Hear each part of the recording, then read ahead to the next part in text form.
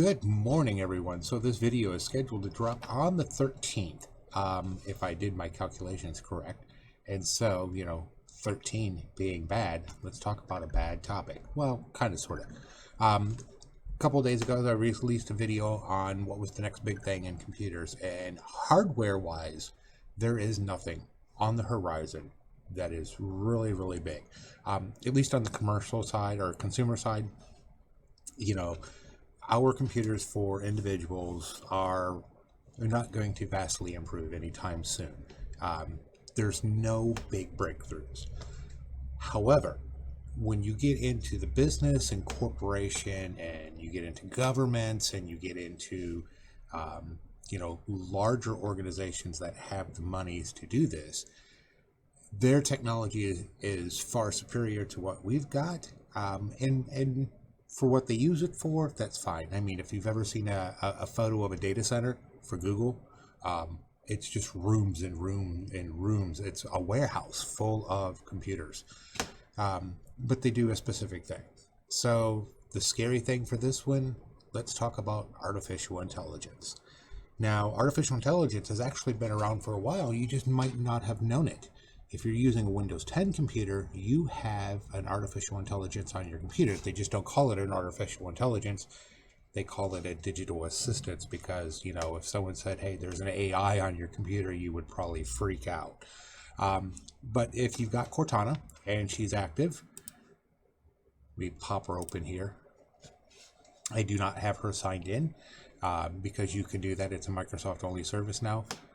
Cortana is actually an artificial intelligence. She is not a digital assistant. Now, she is what they refer to as a narrow artificial intelligence. You ask her a question, she'll get the answers for you. She's specific driven. She will only do what you tell her to do. And that's how most artificial intelligence to this day work. If you have a phone, whether it be Apple or Android, you have an artificial intelligence on your phone. They just call them, again, digital assistants, because if they told you it was an artificial intelligence, you would never use it because AI scares the bejesus out of people. And rightly so. We've all seen enough Terminator movies and alike to understand, the robot uprising and how they're all going to kill us. And if you watch the Orville a couple of seasons back, the artificial intelligence tried to kill all life forms in the galaxy. Good battle scene, by the way. Go check it out. But yeah, the reality is artificial intelligence has been around for a while. And, it's just really you're programming a computer for most narrow or limited artificial intelligence, you're programming computers to do a specific task very quickly. For example, Pfizer, Moderna, they all had artificial intelligence that created the vaccine for COVID-19. And that's the reason why it was developed so quickly, and also why it scares the bejesus out of people and no one wants to take the vaccine. So, and rightly so. If you're afraid of that, by all means, there is nothing wrong with that.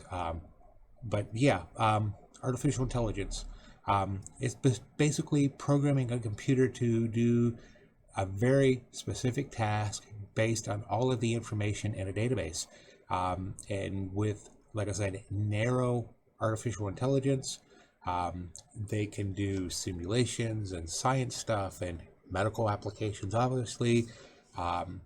You get into a little more broader, and you get into what they refer as, there it is, artificial general intelligence, which is where we're trending to.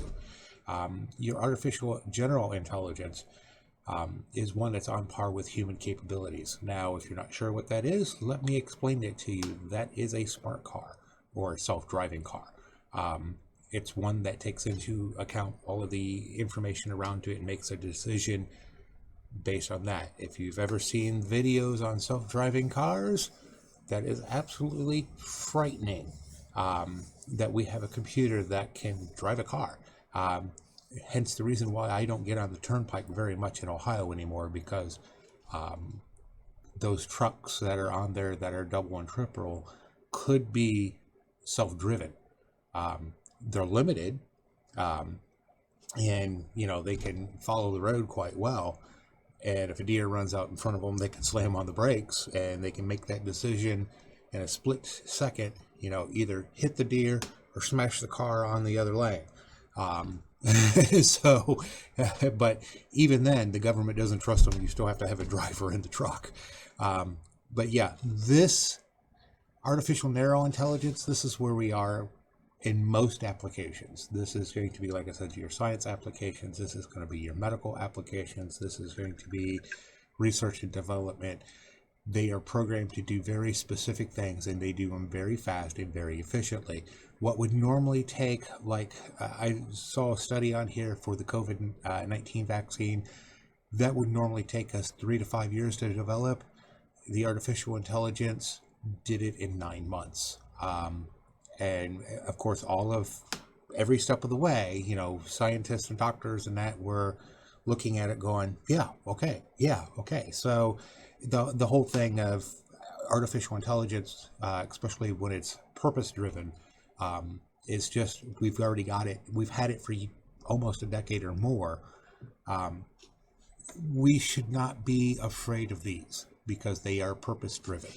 Like I said, these are the ones that are creating our vaccines now. These are the ones that are developing new drugs for cancer. These are the ones that are looking at other things like for science, artificial, or, when you're looking at supermassive black holes and so on and so forth. So artificial narrow intelligence, specific purpose-driven artificial intelligence, we don't have a reason to fear for it because it sits on a computer. It's not going to revolt. And it doesn't have the capability. It wasn't programmed with the capability of doing that. Everything is programmed into it. This is what you got. Figure it out. Artificial general intelligence.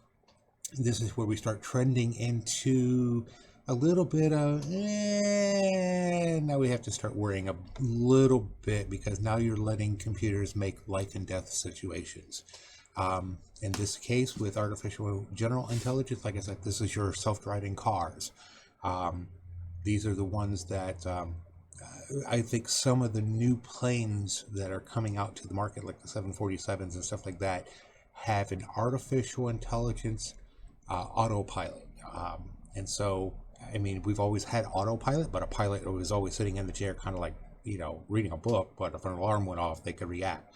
The planes will do what they need to do themselves. And they can do it a lot faster and so on and so forth. But with general intelligence, they can only do what they're programmed. And these first two, no matter what, no matter how efficient they are, how correct they are, we will still always outperform these two artificial intelligence. And it is because we can make decisions with complete lack of information and sometimes be right. If you've ever made a bad decision in your life and then look back at it as like, if I would have only known this beforehand, then I would have made a different decision. Yeah. These AIs are going to be the same thing. If they had this information, they would have done this. So, and this is going to be for the general intelligence. Deer runs out in front of a car. Does it hit the deer or does it slam into the vehicle beside it? And this is what, is a little scary about general intelligence, is the fact that they have the capability of making life and death situations in a limited capacity. And personally myself, if I never saw artificial intelligence go above this level, I would be perfectly fine with this. I would be comfortable. It would take a little bit of time to get used to it. And it still is for a lot of people. Calling for a taxi, there's no driver, or it's a robot that looks like it. And say, hey, I want to go to Walmart in Fremont, get in the back seat. It takes you over and then brings you back. That type of general intelligence, don't have a problem with. Narrow intelligence, where they're doing medical research, science research, don't have a problem with this. This one here, artificial superintelligence. This is the one that scares the bejesus out of everyone. This is the one that the Terminator movies are based on, where it is so much smarter than humans that it would feel, even if you used, if you're familiar with Asimov's Three Laws of Robotics, I, Robot, the movie with Will Smith, is a perfect example of where the superintelligence feels that the best way to protect humanity is to basically put us in a cage. So yeah, that one kind of scares me. I really don't see this one happening anytime soon, simply because there is so much resistance to it. This super intelligence, maybe once we get out and colonizing space and traveling between star systems, we might have an artificial super intelligence at that point. But even then, um, I think that there will always be a kill switch on the side of the computer to turn it off, simply because um, an artificial super intelligence can think faster, can do things faster, and so on and so forth. So, but artificial intelligence as a whole has been around for quite a few years. I want to say pretty close to a decade. You've already got AI on your devices, you just don't know it. Facebook uses artificial intelligence, Google uses artificial intelligence, and they're all kind of interlinked to your devices already. As a digital assistant, artificial intelligence, they're just really more narrow driven, and it's really designed to make your life a little bit easier. Same with the general intelligence. This is going to be your self-driving cars and so on and so forth. Those two I can live with, although I will be the first one to tell you this one will take a little time to adjust. Now, perfect example of this is, let's go talk about Sophia. Sophia, yes. Introduced in 2016. She's an robot. That's what they classify her. Well, she looks like an android to me. Usually androids are designed to have more of a human physical form. Robots would be like Boston Dynamics robots. But from from what I have read, she is really, they want to put her in the category of a general intelligence. She's not. She's just nothing more than an overglorified chatbot, as put down here in the comments. She can carry a conversation with you, but she's not going to go any further than what she's programmed to reference point to. So she's not going to be a doctor. She's not going to be a psychologist or anything like that. If you wanted to just talk to her and say, hey, I'm having a bad day, she'll have that conversation with you, but she's not going to be giving you medical advice on your psychosis, because she's not programmed for it.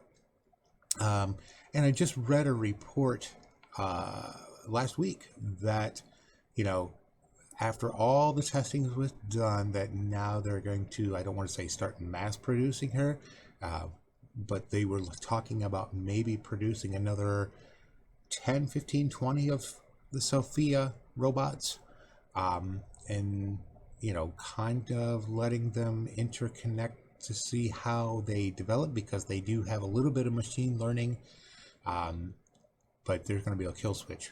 This is why her head is exposed like this.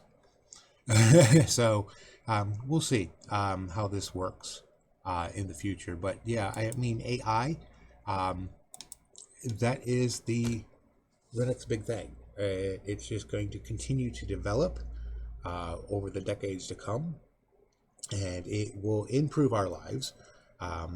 It will cause some havoc, especially in manufacturing, because robots can generally do things faster and more efficient than humans. I'm sorry, it's true. Someday a robot might take my job, and I made this job, but someday a robot might take it. So, I mean, it's one of those things. This is the progress of humans. Artificial intelligence, like I said, they've been around for a while, mostly in science and medical fields. General intelligence would be your self-driving cars and self-driving trucks, and self-piloting planes. And I think Amazon has got an AI because they're wanting to use the AI for drone deliveries. And that would make sense, because you would need one sophisticated computer to handle, if one spot's got 100 drones and they're doing delivery, you would want that one artificial intelligence. That's their whole purpose in life, is to make sure drones are delivering and delivering safely and efficiently. So I don't think for the first two categories of artificial intelligence, we don't have anything to worry about. And, you know, yeah, the general intelligence ones have the decision capabilities of life and death, um, but it is a secondary, it's not a primary. Like I said, with a self-driving vehicle that has general intelligence, the decision is a deer runs out in front of you. Well, do you hit the deer, or do you slam into the vehicle beside you? Decisions. And then, when we come to that point where we have to now question an AI on its decision making process, then we have to worry about, do we get it right? Do we allow it to have an attorney to defend it in court? Yeah, it's going to be an interesting time. I don't think we've ever had that situation yet with an artificial intelligence self-driving vehicle. We've had accidents in the past, and when you looked at the log files, you see, okay, it didn't see or it didn't register the stoplight, or the stop sign was at an angle, it didn't quite see it, and stuff like that. But I don't think we've ever put an artificial intelligence into a live situation. Testing, yes. Live situation, no. Where, like on Route 2, like I said, a deer runs out in front of a truck that's being self-driven. Does it, then does it slam on the brake? Does it hit the deer? Or does it slam in, tries to change lanes, which, slams into the vehicle beside it? So, yeah, hopefully there is some intelligence put in there. It basically says if it's smaller than the truck, hit it. It's just my rules for driving when an animal runs out in front of me. If it's smaller than the front end of the truck, I'm hitting it, especially if it's on bad road conditions like today on the 1st of February where it's level 2 road hazard. Yeah. So artificial intelligence, that's where we're going. And like I said, they're going to be narrow, or they're going to be general purpose. The narrow ones, we've had them for decades, or at least 1 decade. Nothing to fear out of those. They have a specific purpose. They can't do anything else beyond that. General intelligence, these are the ones that are going to be the ones to kind of like watch and judge the rest of the intelligence on. Super intelligence, we will never see it. Not for maybe a couple hundred years, but in our lifetime, we will never see a super intelligent artificial intelligence. It will never happen because there's just way too much fear on that. So, but that's just my thoughts. Like I said, that is the next big thing. Not really necessarily for computers, but that's programming. And maybe we'll get into the different ways that they teach artificial intelligence to do things. But if you really want to learn that stuff, there's whole YouTube channels dedicated to the self-learning programmed, and I think there's one other one that goes into how a robot artificial intelligence learns. So anyways, if you found this useful, like, share, and subscribe. This way, give it a thumbs up. If you can subscribe, please do so. It helps me. If you don't have a Google or YouTube account, you can always find us on Facebook. We drop videos about 7 o'clock every day. YouTube does. Facebook, I have to do it manually. It takes a little bit longer. Video description below, there's that See More. You can find the donation links if you'd like to donate to the cause, or some other reference links you'd like to refer to, take a look at. Computer problems. Yes, I can fix the dumb ones. I can't fix AI yet. I'm not that smart. I never went to school for it. So if you have an artificial intelligence that needs to be fixed, don't be calling me. I can't do that one. But if you just got a regular desktop or a laptop, preferably Windows based, give me a call. I can take care of you then. There's the number there. Give us a call. If you're in our service area, we can come to you and pick it up, or do it on the at the site. Talking too much. We can either do it on site or pick it up, or if you want to drop it off for us, give us a call, schedule on a time, and we'll get you taken care of. You guys have a great day, even though it's the 13th.